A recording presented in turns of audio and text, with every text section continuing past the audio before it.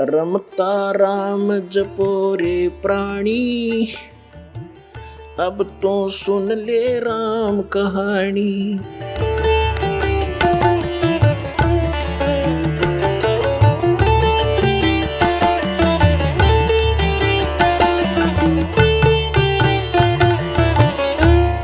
तो करो तो बावड़ू, दूर दूर करो तो जाऊं, ज्यों राखो त्यों ही रहूं, जो देव सो खाऊं।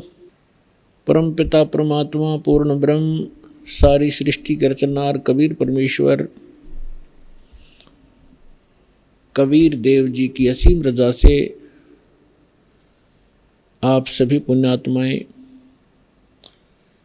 परमात्मा की महिमा सुनने के लिए उपस्थित हुए। जिस प्राणी के, जिस जीव के पूर्व जन्म के शुभ संस्कार उदय होते हैं उनको मानव शरीर प्राप्त होता है, और मानव शरीर प्राप्त करके जो प्राणी सत्संग उपलब्ध करते हैं, जिनको सत्संग प्राप्त होता है,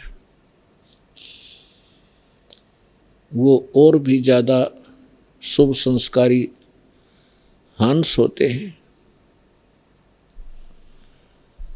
परमात्मा कबीर परमेश्वर जी हमें याद दिलाते हैं, मानुष जन्म पाय कर जो नहीं रटे हरि नामे, जैसे कुआं जल बिना बनवाया क्या काम। परमेश्वर जो हमारे जनक हैं, जो हमारे हितैषी हैं, और जो हमें यथार्थ तत्व ज्ञान और यथार्थ भक्ति विधि बताने के लिए स्वयं ही यहाँ इस काल के लोक में प्रवेश होते हैं। सतलोक से अपने निज सुख में स्थान से चलकर वो भगवान आते हैं। वही आकर के हमें ज्ञान कराते हैं कि आप जिस लोक में रह रहे हो, ये लोक काल का है, और काल के अर्थ से आप परिचित हैं। श्रीमद् भगवत गीता अध्याय नंबर 11 के श्लोक नंबर 32 में गीता ज्ञानदाता श्री कृष्ण जी में प्रवेश करके ये काल बोल रहा है। ये कह रहा कि अर्जुन, मैं काल हूँ और सभी लोकों का नाश करने के लिए अब प्रवृत्त हुआ हूँ। अब श्री कृष्ण जी तो पहले ही अर्जुन के साथ थे, तो श्री कृष्ण ये नहीं कह सकते कि मैं काल हूँ और अभी सबको खाने के लिए अब प्रवृत्त हुआ हूँ, अब मैं प्रगट हुआ हूँ। ये काल कौन है, इसके विषय में रह रहकर सत्संग के माध्यम से बताया गया है और बताते रहेंगे। आज थोड़ा सा विषय दूसरा रहेगा। तो श्री कृष्ण जी के अंदर प्रवेश करके ये काल बोल रहा है। ये खुद कह रहा है कि मैं काल हूँ और सबका नाश करने के लिए प्रकट हुआ हूँ। तो इससे सहज समझ में आ सकता है, विचार किया जा सकता है कि जिसको हम भगवान मान रहे थे वो तो काल है, जिससे हम सुख की आशा करते थे उसके पास सुख नाम की वस्तु नहीं है। जैसे कोई अंगारों से, अग्नि से और शीतलता खोजने की चेष्टा करता है तो उसको ज्ञान नहीं है, किसी ने भ्रमित कर रखा है, उसको हाथ जला रहा है रह रहकर। ठीक इसी प्रकार अब तक जितने ऋषि महर्षि साधु संत हुए हैं, जो परमात्मा से परिचित नहीं हो पाए, जिनको भगवान मिले नहीं, उन्होंने इस काल को ही परमात्मा जानकर इससे सुख प्राप्ति के लिए हजारों वर्षों तक अपने शरीरों को गला दिया सुख की प्राप्ति में। अब प्रश्न यही उठता है कि जहां अंगारे बरस रहे हों और वहां पर शीतलता की आशा जो करता है तो वो अज्ञानी व्यक्ति होता है। तो अभी तक हम अज्ञानी थे इस काल के लोक में और हम सुख खोज रहे थे। तो परमेश्वर ने आके बताया कि जिसको आप सुख मानते हो, किसको सुख मानते हो? जो निर्धन है वो सोचता है कि धनवान सुखी, धनवान ये सोचता है कि राजा सुखी, धनी सोचता है कि मेरे सामने भी बहुत सी प्रॉब्लम आती हैं, समस्याएं आती रहती हैं, कहीं चोरी का डर है, कभी कोई टैक्स देना पड़ता है, कभी कुछ करना होता है, तो वो सोचता है कि राजा सुखी। परमात्मा कहते हैं राजा को स्वप्न में भी सुख नहीं होता। राजा लोग अंत में वो सोचते हैं कि स्वर्ग के देवता सुखी होंगे। स्वर्ग के देवता सोचते हैं कि इस इंद्र को सुख घना है क्योंकि वो देवताओं का राजा है। अब इंद्र की हिस्ट्री कहानी आप पढ़ोगे पुराणों के अंदर, इंद्र जैसा दुखी प्राणी नहीं।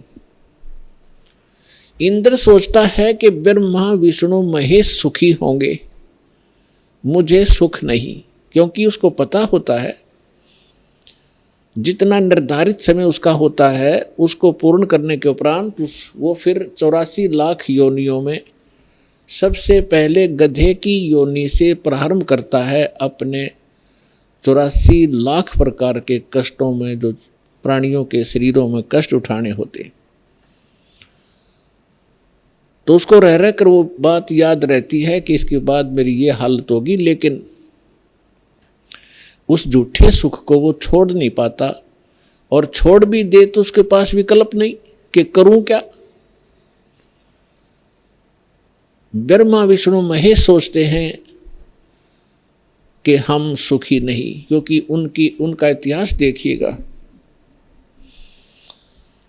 आप पुराणों को कभी पढ़ा हो, नहीं तो रिमाइंड करना कभी कभी। अब थोड़ा सा उदाहरण देंगे आपको। जैसे भगवान शंकर जी को हम भगवान माना करते थे,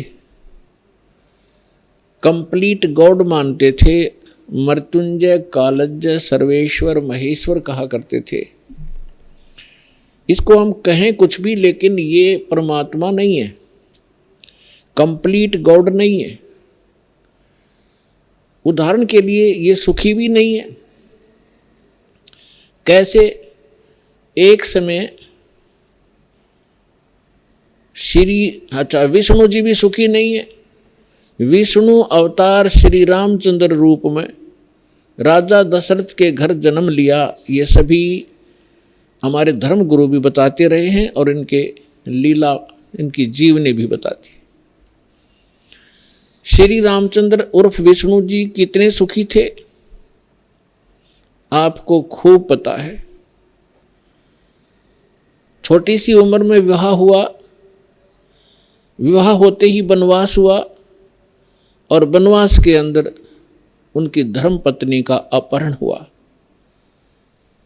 रावण के साथ युद्ध हुआ, करोड़ों जीवों का विनाश हुआ।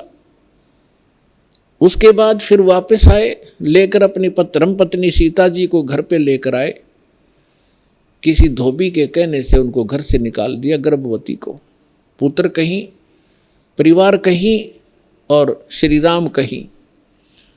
वो प्राणी सपने में सुखी नहीं हो सकता जिसके बालक दुखी हो कि तो जंगल के अंदर। जिस समय श्री रामचंद्र जी को वनवास प्राप्त था, सीता जी का अपहरण हो चुका था, श्री रामचंद्र जी विलाप कर रहे थे, रो रहे थे सीता जी की खोज में। ऊपर से भगवान शंकर अपने द्वीप से, अपने लोक से श्री रामचंद्र जी अर्थात विष्णु जी को प्रणाम कर रहे थे ऊपर से। पार्वती जी की दृष्टि पड़ी कि ये किसको प्रणाम कर रहे हैं महेश्वर। पूछने पर पता चला कि नीचे जो व्यक्ति रो रहा है, वृक्षों से लिपट लिपट कर रो रहा है, पशुओं से गले मिल रहा है, उनसे पूछ रहा है मेरी सीता कहाँ गई, उसको ये प्रणाम कर रहा है और उसको विष्णु भगवान का अवतार बता रहा है कि भगवान विष्णु हैं। पार्वती जी को ये बात अच्छी नहीं लगी, उसको विश्वास नहीं हुआ कि सचमुच ये व्यक्ति जो सामने रो रहा है और जिसकी पत्नी का अपहरण हो चुका है, जिस कारण से रो रहा है, तो ये भगवान नहीं हो सकता। पार्वती जी ने कहा कि जो व्यक्ति रो रहा है आप उसको भगवान बता रहे हो, मुझे विश्वास नहीं, मैं तो इसकी परीक्षा लूंगी और सीता रूप बनाऊंगी इसकी पत्नी का, और यदि ये मुझे पहचान लेंगे तो मैं मान लूंगी कि ये भगवान है। भगवान शंकर ने कहा कि आप सीता रूप मत बनाना, यदि आप सीता जी का रूप बना लोगी तो मेरे काम नहीं रहोगी, मेरी माँ के तुल हो जाओगी, मैं आपको एज ए वाइफ स्वीकार नहीं करूँगा। फिर उस समय तो पार्वती जी ने कह दिया कि ठीक है, मैं नहीं परीक्षा लूँगी।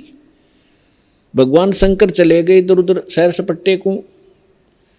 पीछे से पार्वती जी ने सीता रूप बनाया, श्री रामचंद्र जी के सामने खड़े हो गए।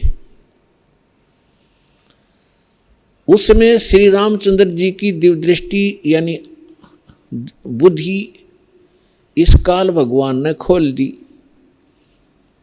अपनी तो पत्नी का पता नहीं उसको कि कौन उठा ले गया, और सामने खड़ी पार्वती को पहचान लिया जिसने बिल्कुल as it is Sita ji का रूप बना रखा था। क्या कहा कि हे दक्ष पुत्री माया, आप भगवान शंकर को कहाँ छोड़ाए। इस बात को सुनकर पार्वती जी लज्जित हुई और कहा कि भगवान शंकर आपको ठीक ही प्रणाम कर रहे थे, मैं आपकी परीक्षार्थ सीता रूप बनाकर आई थी। ये कहकर वो चली गई। अब इस कथा से आपको बहुत से परिणाम निकलेंगे, रिजल्ट निकलेंगे, निष्कर्ष निकलेंगे।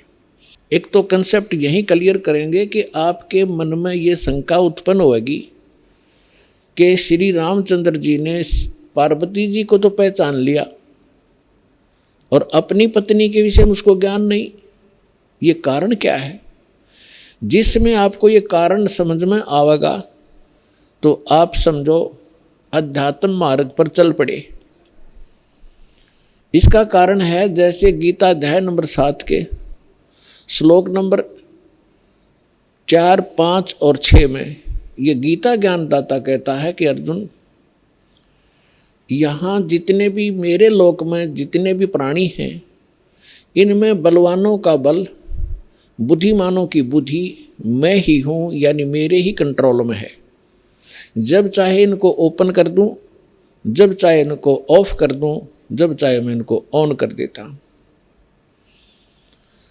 उदाहरण के लिए एक समय आपने महाभारत खूब सुना होगा, महाभारत का युद्ध भी सुना है खूब। महाभारत के युद्ध के दौरान अर्जुन ने अपने धनुष के माध्यम से इतना नरसंहार किया था और शूरवीर कहलाए थे, एक तीर से 100 व्यक्तियों को मार डालते थे। वही गांडीव धनुष सुप्रसिद्ध था उसका। जिस समय श्री कृष्ण अर्थात विष्णु जी श्री कृष्ण रूप में देवकी के गर्भ में जन्मे थे, उसके बाद उन्होंने श्री कृष्ण रूप में जो का लीला की थी, जीवन व्यतीत किया था, अंत समय में उनकी मृत्यु एक शिकारी के विषाक्त तीर से हुई थी और पांडवों को उसने वहां बुलाया था। अंत समय में पांडवों से श्री कृष्ण जी ने कहा था कि आप इन सभी औरतों को जितनी द्वारका के अंदर है सबको अपने साथ ले जाओ। यहाँ पर यादव कोई बचा नहीं है, क्योंकि दुर्वासा जी के श्राप से इंक्लूडिंग श्री कृष्ण जी यादव कुल पूरा नाश हो गया था, छोटा बालक भी नहीं बचा था। नर यादव जो गर्भ में थे, गर्भवती औरतें थी उनके गर्भ में थे, उसके बाद ये वंश पुनः चला है। और कहा था कि आप इनको वहाँ ले जाओ अपने राज्य में, यहाँ पुरुष रहा नहीं, यहाँ के और लोग इनकी बेइज्जती करेंगे, सताएंगे, आप इनको ले जाना। तो श्री कृष्ण जी के आदेशानुसार अर्जुन सभी गोपियों को, द्वारका की स्त्रियों को साथ लेकर आ रहा था। रास्ते में भीलों ने, जंगली लोगों ने उनको घेर लिया। अर्जुन उनसे लड़ने की तैयारी करने लगा, उसके हाथ से गांडीव धनुष उठा नहीं और खड़ा खड़ा देख रहा, थर थर कांप रहा है योद्धा। भीलों ने उसको पीटा, औरतों के गहने तोड़ दिए, कुछ औरतों को घसीट ले गए। अर्जुन खड़ा खड़ा कांपता रहा। उस समय अर्जुन श्री कृष्ण जी को कोस रहा था, 100 गालियां दे रहा था कि कृष्ण तूने सदा ही हमारे साथ धोखा ही धोखा किया है। जब मुझसे नरसंहार कराना था, युद्ध करवाना था महाभारत का, उस समय मेरे अंदर शक्ति भर दी। एक तीर मारूं था 20 मरे थे। आज वही अर्जुन और वही धनुष, आज मैं इसकी प्रत्यंचा नहीं चढ़ा पा रहा हूं। तो यहां परमात्मा कहते हैं कि जो इस रोग की जड़ है उसका तुम्हें पता ही नहीं, तुम तो श्री कृष्ण को कोस रहे हो। ये काल है जो 21 ब्रह्मांड का स्वामी है, श्री ब्रह्मा, श्री विष्णु, श्री शिव जी के पिता हैं। ये है यहाँ के सारे दुख की मूल। और वो खुद कहता है गीता अध्याय नंबर 7 के श्लोक 5 से लेकर 6-7 में कि मैं बलवानों का बल और बुद्धिमानों की बुद्धि मैं ही हूँ, यानी मेरे कंट्रोल में है। अब जब उसने नाश करवाना था महाभारत का, तब तो उसको बल दे दिया, अब स्विच ऑफ कर दिया, अर्जुन खड़ा खड़ा पिट रहा है। ठीक इसी प्रकार श्री रामचंद्र जी को कि वहाँ तो बुद्धि खोल दी कि ये सीता नहीं है, पार्वती है, अपनी पत्नी का पता नहीं, उसको उठा कौन ले गया, ऑफ कर दी फिर बुद्धि उसने। तो पुण्यात्माओं, ये काल एक भयंकर जाल है। जब तक आप इसको नहीं समझोगे, ना भक्ति कर सकते, ना यहाँ से निकलने की चेष्टा कर सकते। इसीलिए आपको रह रह कर यहाँ बुलाया जाता है, इस काल के जाल को विस्तार से समझाया जाता है, ताकि आपको डर बने। आप कहाँ रह रहे हो, यहाँ क्या आशा लगाए बैठे हो, किसके लिए सारा दिन भटक रहे हो। एक कोठी बनाऊंगा, एक बंगला बनाऊंगा, कार लूँगा, लड़का बड़ा अफसर बन जाएगा, कल मृत्यु हो जाती है लड़के की या पिता की।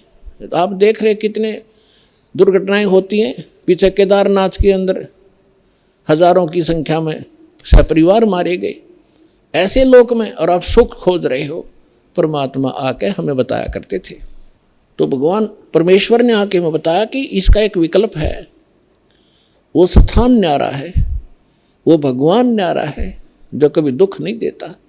आप अंगारों में और शीतलता खोज रहे हो, आप काल के लोक में सुख खोज रहे हो। आप सुन रहे थे जगत गुरु तत्वदर्शी संत रामपाल जी महाराज जी के मंगल प्रवचन। अधिक जानकारी के लिए विजिट कीजिए हमारी वेबसाइट www.jagatgururampalji.org। संत रामपाल जी महाराज जी के शुभ आशीर्वाद से पूरे विश्व भर में 500 से भी ज्यादा नाम दीक्षा केंद्र हैं, जिन पर संत रामपाल जी महाराज जी द्वारा ऑनलाइन निशुल्क नाम दीक्षा दी जा रही है। अपने नजदीकी नाम दीक्षा केंद्र का पता करने के लिए संपर्क करें 8222880541।